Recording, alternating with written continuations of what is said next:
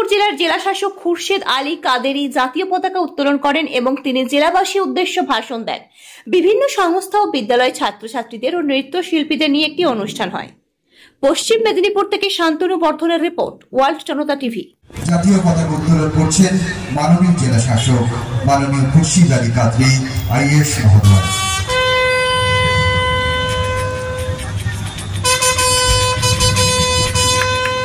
এরপর ডক্টর সঙ্গে দয়া করে সকলে উঠে দাঁড়াবে, যারা পোশাকে রয়েছে তারা স্যালুট জানাবেন।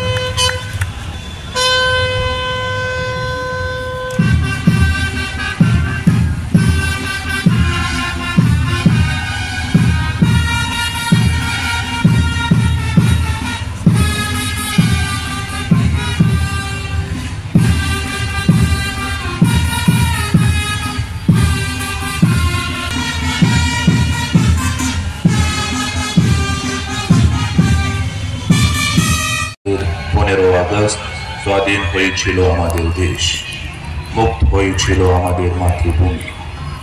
আজ স্বাধীনতা দিবস স্মরণ করছে সেই সকল বীর শহীদদের, তাদের শ্রদ্ধা জানাচ্ছে।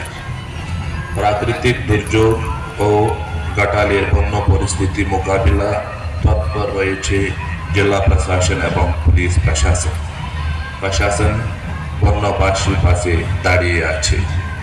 আমাদের পাড়ায় আমাদের সমাধান প্রকল্প সাধারণ মানুষ অংশগ্রহণ করছে।